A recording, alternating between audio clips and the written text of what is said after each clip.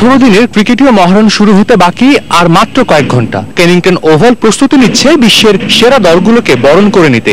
Bangladesh England match দিয়ে পর্দা উঠছে আইসিসি চ্যাম্পিয়ন্স ট্রফির 8ম আসরের। খেলা শুরুর আগে থাকছে জমকালো উদ্বোধনী অনুষ্ঠান। কোনো বিড়ম্বনা ছাড়া সবকিছু সম্পন্ন করতে চলছে শেষ মুহূর্তের প্রস্তুতি। ইংল্যান্ডের ঐতিহ্যবাহী মাঠগুলোর একটি এই কেনিংটন ওভাল। একাধিক বিশ্বকাপের ম্যাচ সহ এই মাঠে হয়েছে গেল চ্যাম্পিয়ন্স ট্রফির ম্যাচও। আইসিসির ইভেন্ট হওয়ায় থাকছে স্পাইডার ক্যাম্প সহ অত্যাধুনিক সব প্রযুক্তি ব্যবহার।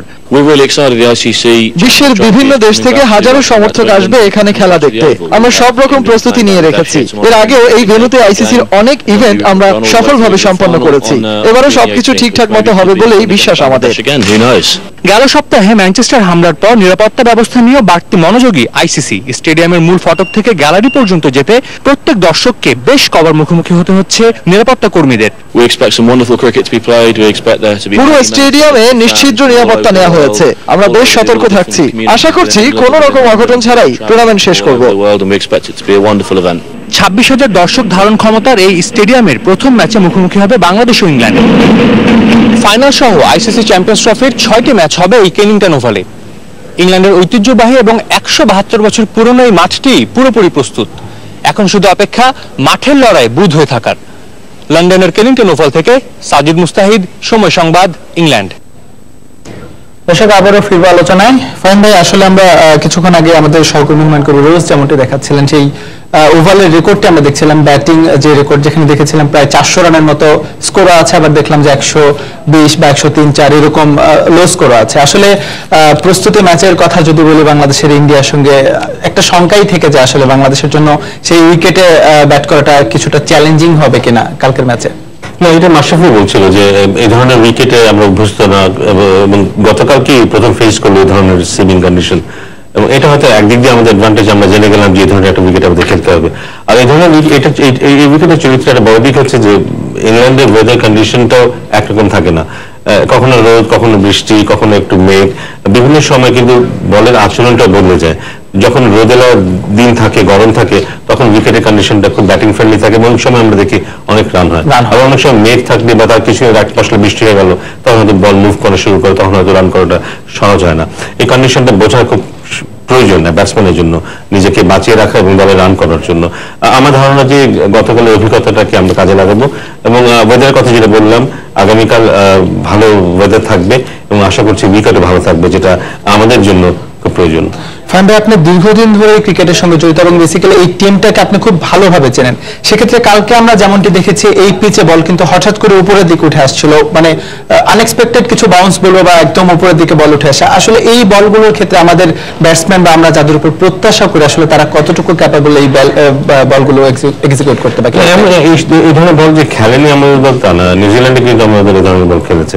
আমার মনে হয় যে একটু বল ছেড়ে খেলতে হবে, একটু সময় দিতে হবে, সবাইকে একটু সময় নিয়ে খেলতে হবে। একটু সময় নিয়ে খেললে আস্তে আস্তে উইকেটের সাথে একটু অ্যাডজাস্ট করতে পারলে বরঞ্চ আমার মনে হয় উইকেটের সেই পেসটাকে কাজে লাগাতে পারবে ব্যাটসম্যানরা। আমাদের ভালো ব্যাটসম্যান আছে যারা ব্যাকফুটেও ভালো খেলতে পারে। আমরা যদি তামিমের কথাই বলি কিংবা সাব্বিরের কথা বলি, এরা সবাই ব্যাকফুটে ভালো খেলতে পারে। তো আমার ধারণা যদি ওরা একটু সময় নিয়ে খেলে, শুরুটা ভালো করতে পারে, এবং সেটার এফেক্ট আমাদের ড্রেসিং রুমে হবে, এবং পরবর্তী ব্যাটসম্যানরা কনফিডেন্স পাবে, এবং সেখান থেকে আমরা একটা ভালো টোটাল হয়তো দাঁড় করাতে পারবো। গতকাল আমরা যেমনটি দেখেছিলাম, ইন্ডিয়ার স্টার্টিংটা কিন্তু কিছুটা স্লো ছিল, কিন্তু তারপরে আমি যে কথাটা বললাম যে ওরা কিন্তু ধরে খেলেছে, যে পান্ডিয়ার কথা বলি কিংবা উইকেট কিপার ব্যাটসম্যান যে আছে তার কথা বলি, বড় রান করেছে ঠিকই, শুরুতে কিন্তু আস্তে আস্তে খেলেছে, দেখে খেলেছে, তারপর একটা সময় গিয়ে ওরা আস্তে আস্তে স্ট্রাইক করেছে। আমার মনে এই জিনিসটা খুব গুরুত্বপূর্ণ ইংল্যান্ড কন্ডিশনে। আমাদের দেশের কন্ডিশনে হয়তো সেটা আমরা প্রথমে গিয়ে স্ট্রোক খেলা শুরু করতে পারি, কিন্তু ওই দেশে এটা সম্ভব না, ওখানে বোধহয় একটু সময় নিয়ে খেলতে হবে। সেক্ষেত্রে ইংল্যান্ডের স্কোয়াড আর বাংলাদেশের স্কোয়াড যদি আপনি ভেরিয়েশন করেন, ডেফিনেটলি ওরা কিছুটা এগিয়ে থাকবে। তারপরে আসলে আমাদের যে মাশরাফি বারবারই একটি কথা বলে আসছেন যে আমাদের টিম স্পিরিট বা মানসিকভাবে মনস্তাত্ত্বিকভাবে এগিয়ে থাকার যে ব্যাপারটা, সেটা কি কিছুটা হলেও কি পিছিয়ে থাকবে কিনা লাস্ট ম্যাচের জন্য, নাকি ওটা একদম ঝেড়ে ফেলে দিতে হবে, যে না যেটা ঝেড়ে ফেলে দিতে চাইলে ঝেড়ে ফেলা যায় না আসলে।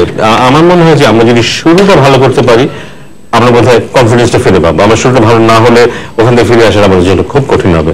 আমার খুব জরুরি হচ্ছে আমাদের জন্য শুরুটা, আমরা যদি প্রথমে বোলিং করি, প্রথম 2-4-5 ওভারের মধ্যে আমরা যদি 1-2 উইকেট নিতে পারি, আমরা ম্যাচের মধ্যে ঢুকে যেতে পারি, তাহলে হয়তো ওখান থেকে আমরা খুব ভালো একটা কিছু করতে পারবো।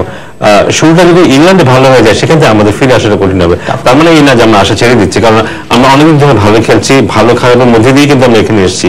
তো ওখান থেকে কিভাবে একটা খারাপ সময় পার করে আসতে হয় আমাদের খেলোয়াড়রা জানে সেটা। আমি আশা করবো এই একটা চ্যালেঞ্জিং সিচুয়েশন এবং এটাকে আমার মনে হয় ওরা চেষ্টা করে উত্তর দিতে পারবে। আমাদের প্রত্যাশা থাকবে কালকে বাংলাদেশ শুভ সূচনা করবে, অর্থাৎ বাংলাদেশ কালকে জয় পাবে। এবং আমাদের স্টুডিওতে সে সময় দেওয়ার জন্য ধন্যবাদ। আপনাকে ধন্যবাদ। ভারতের বিপক্ষে প্রস্তুতি ম্যাচের হারকে শক্তিতে রূপান্তরিত করতে পারলে টাইগাররা চ্যাম্পিয়ন ট্রফির মূল পর্বে যাবে, এমনটাই বলছেন টাইগার সমর্থকরা। অনেকেই স্বপ্নে বাসা বেঁধেছেন বৈশ্বিক এই আসরে বরাবরের মতো ইংলিশ দুর্গ চূর্ণ করবে বাংলার বাঘেরা। তবে অধিনায়ক মাশরাফির মতো সমর্থকরা প্রার্থনা করছেন ম্যাচের শুরু যেন দারুণ হয় বাংলাদেশের। সব হিসেব নিকেশের পালা শেষ, আর কয়েক ঘন্টার ব্যবধানে বেজে উঠবে মিনি বিশ্বকাপ খ্যাত চ্যাম্পিয়ন্স ট্রফির মূল আসরের দামামা। বিশ্বের সেরা ক্রিকেট খেলুড়ে দেশ লড়বে একটি ট্রফির জন্য, তাই কিনা তুমুল প্রতিদ্বন্দ্বিতার আভাস লড়াইয়ের আগ থেকেই। আসরের উদ্বোধনী ম্যাচে স্বাগতিক ইংল্যান্ডের মুখোমুখি হবে লাল সবুজের বাংলাদেশ। ভারতের বিপক্ষে প্রস্তুতি ম্যাচের ফলাফল বেশ পীড়া দিচ্ছে দেশের সমর্থকদের, কিন্তু অতীত বলছে কঠিন সময়ে জ্বলে উঠে বাংলাদেশ। তাই তো স্বপ্নে ম্যাচ ক্রিকেট প্রেমীরা। যখন কোনো কিছু খারাপ হয় সেই খারাপটা অন্য দিনের ভালো কিছু একটা বীজ।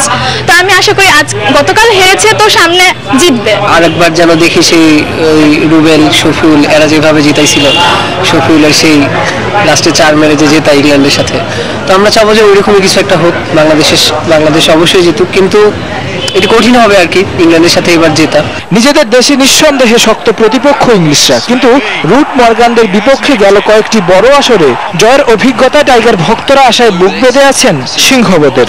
এখন 6 নম্বরে আছি, আমার বিশ্বাস যে চ্যাম্পিয়ন ট্রফিতে বাংলাদেশ ভালো কিছু করবে এবং বিশ্বের বড় বড় রাষ্ট্রকে পরাজিত করে বাংলাদেশ সেমিফাইনাল বা ফাইনালে যাওয়ার মতন যোগ্যতা বাংলাদেশে আছে। আমরা আশা করি বাংলাদেশ তাদের অবস্থান থেকে সম্মানজনক অবস্থানটা ধরে রাখবে। যে কম্পিটিশনটা আছে তার সেখানে তারা খেলে অভ্যস্ত নয়, ওই কম্পিটিশনে যদি তারা মানিয়ে নিতে পারে তাহলে আমি মনে করি না যে অস্ট্রেলিয়া অথবা ইংল্যান্ডকে বিট করা তাদের জন্য এত বেশি কঠিন হবে। সমর্থকরা বিশ্বাস করেন মূল মিশনের শুরুতে একটি জয় পুরো আসরে বাড়িয়ে দিবে টাইগারদের আত্মবিশ্বাস।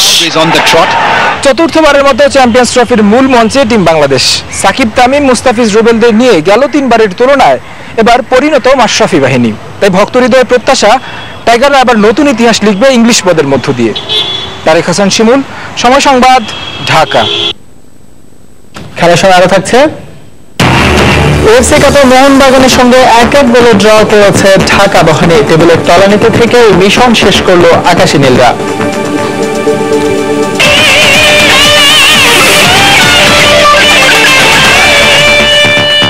উন্নত স্টেইনলেস স্টিল প্যানেল, সময় সাশ্রয়ী brush burner, 50,000 auto ignition, topper gas stove. ইংল্যান্ডের বিপক্ষে ম্যাচ দিয়ে দীর্ঘ 11 বছর